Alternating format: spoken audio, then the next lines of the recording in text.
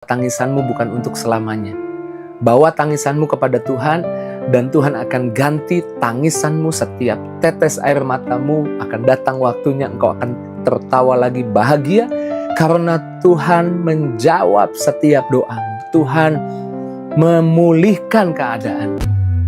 It is the time for morning with the word. Puji Tuhan, selamat pagi, bergabung lagi di Morning with the Word, YouTube channel saya, Mario Marcelo. Saya percaya pagi ini Tuhan mau kita jadi pribadi yang kuat. Saya percaya firman Tuhan menguatkan kita. Saya percaya Tuhan mau kita hidup selalu punya harapan. Walaupun mungkin tidak dapat kita pungkiri, di antara kita ada yang sedang dalam momen tangisan, meneteskan air mata karena mungkin ada kegagalan, ada masalah, ada tantangan, ada hal-hal yang menurut kita menekan kita, menurut kita terlalu berat buat hidup kita sehingga kita menangis, meneteskan air mata. Dan seringkali bahasa tetesan air mata adalah bahasa yang paling jujur untuk mengungkapkan apa yang jadi keresahan, apa yang jadi ketakutan, kecemasan kita. Tapi sebagai hamba Tuhan saya mau katakan, jangan lupa kita anak-anak Tuhan Yesus. Tuhan Yesus tidak akan pernah membiarkan momen atau musim tetesan air mata terus ada di hidup kita. Akan datang waktunya Tuhan mengganti musim yang baru buat kita, yaitu musim yang penuh tawa, penuh bahagia. Tetesan air mata bukan tanda kesudahan segala sesuatu. Tetesan air mata justru bisa menjadi bukti di sana Tuhan bekerja buat kita dan mendatangkan pemulihan yang besar-besaran. Karena Tuhan mau anak-anaknya selalu penuh tawa dan sukacita. Kita baca ayat firman Tuhan dalam Lukas 6 ayat 21, dikatakan, "Berbahagialah hai kamu yang sekarang ini menangis, karena kamu akan tertawa." Bahagialah kamu yang menangis, kata Tuhan, karena kamu akan tertawa. Bagi setiap kita yang ada di musim menangis, sedang meneteskan air mata karena sulitnya, tantangan sulitnya, masalah yang dihadapi, Tuhan janji, karena kamu akan tertawa lagi, kamu akan sukacita lagi. Beberapa kisah di Alkitab menunjukkan buat setiap kita bahwa Tuhan mengganti tetesan air mata dengan tawa bahagia sukacita. Kalau kita ingat di 1 Samuel ada kisah Hana yang selalu dihina oleh Penina karena Hana mandul, tapi Penina selalu mengandung dan melahirkan anak, mengandung dan melahirkan anak. Lalu Penina selalu menghina Hana, sehingga Hana merasa dikecilkan, Hana merasa diremehkan, Hana merasa terhina, sehingga dia menangis. Tapi dia membawa tangisannya kepada Tuhan. Dia tidak membiarkan tangisannya dia pendam sendiri. Alkitab berkata 1 Samuel 1 ayat 10, dengan hati pedih ia berdoa kepada Tuhan sambil menangis terseduh-seduh. Dia bawa setiap perasaan sedihnya kepada Tuhan. Di bait Allah kita tahu akhirnya Imam Eli keluar, walaupun Imam Eli kurang peka. Hana yang menangis, berdoa, sedih, dikatakan, "Mengapa kamu mabuk?" Lalu Hana berkata, "Aku gak mabuk, aku sedang menangis meminta anak kepada Tuhan." Dan kemudian Imam Eli bernubuat, tahun depan kamu akan punya anak laki-laki.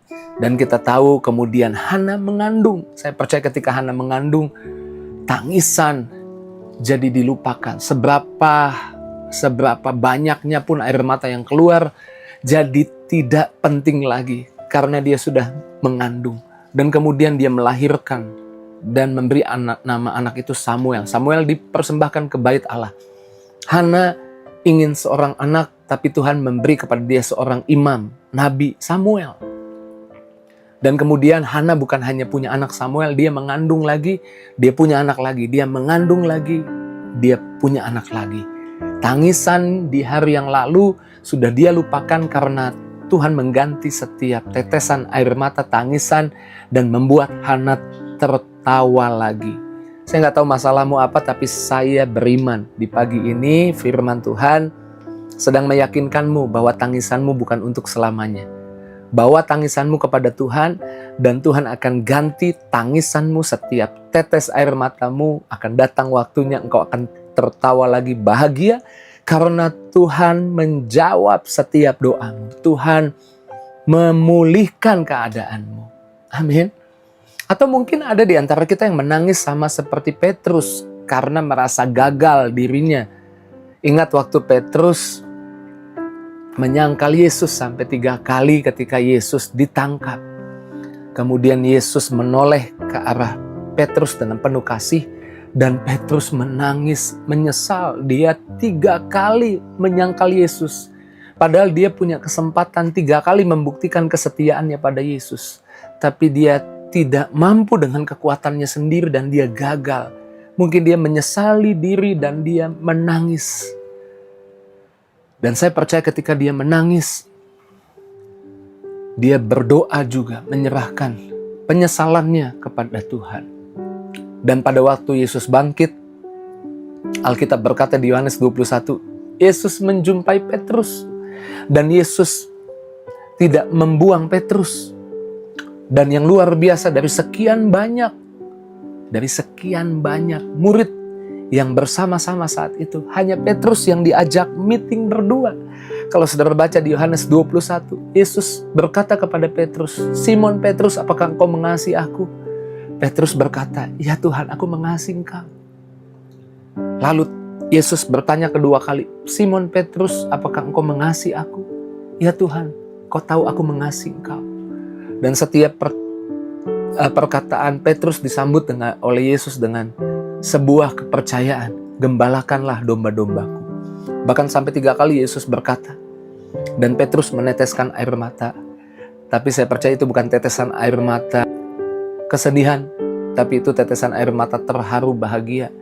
Karena begitu hebatnya kasih Tuhan, yang mungkin Petrus sudah menganggap dirinya gagal, tapi Tuhan melupakan kegagalannya dan Tuhan memberi kepercayaan baru. Dan kita tahu akhirnya Petrus jadi rasul yang luar biasa. 3.000 orang dibaptis waktu dia berkhotbah dan bayangannya menyembuhkan. Bahkan dia ketika diuji kembali untuk setia pada Yesus, dia tidak menyangkal Yesus sehingga dia disalib terbalik.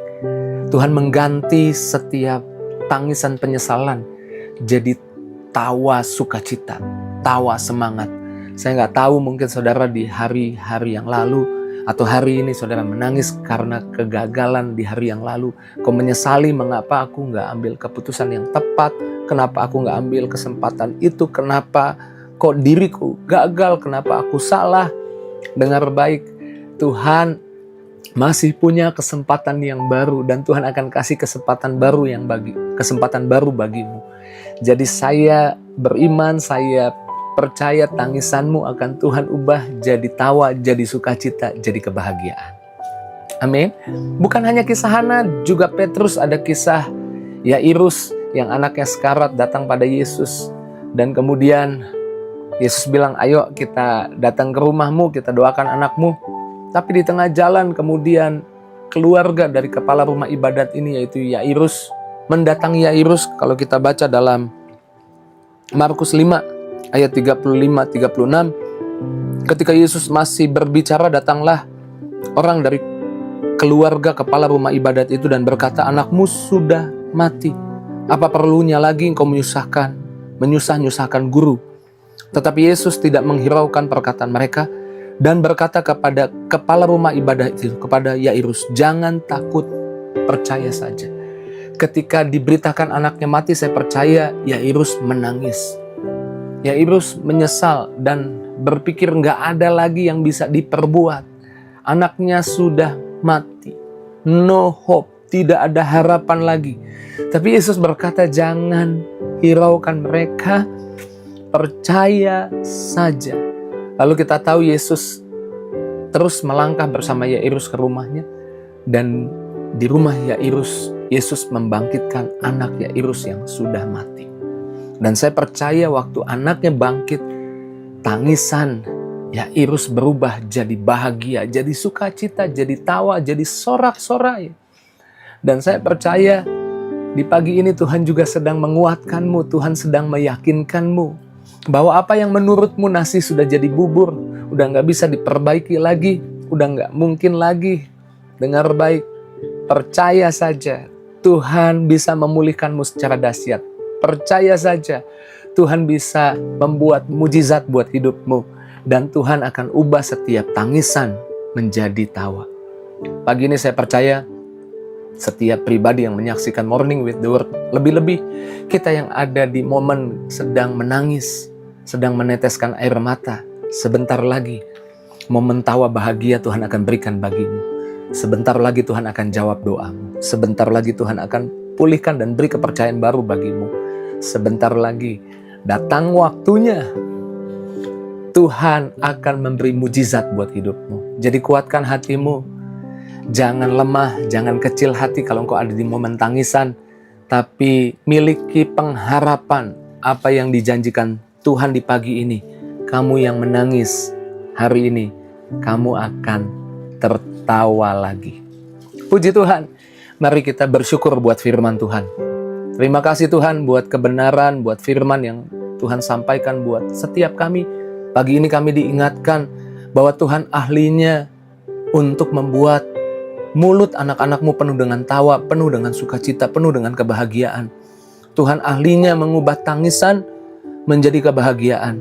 Hamba berdoa Tuhan untuk anak-anakmu yang di hari-hari ini sedang menangis, meneteskan air mata. Biarlah firman Tuhan ini meyakinkan mereka bahwa keadaan mereka tidak untuk selamanya seperti itu. Karena Tuhan pasti memulihkan, Tuhan pasti memberi mujizat, Tuhan pasti kasih kepercayaan yang baru.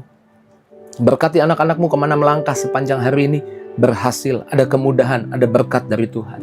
Siapapun yang menyaksikan Morning with the Word, tidak ada yang terlewat, semuanya dilawat, diberkati Tuhan.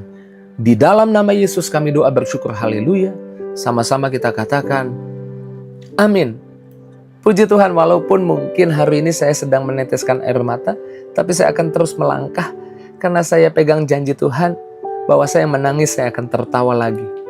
Jika itu jadi responmu, tulis di kolom komentar dan jangan lupa bagikan link Morning with the Word ini di story Instagrammu, di status media sosialmu. Biar bukan cuman kamu yang diberkati, banyak orang boleh ikut diberkati. Terus maju dalam Tuhan, Tuhan berkati setiap kita. See you!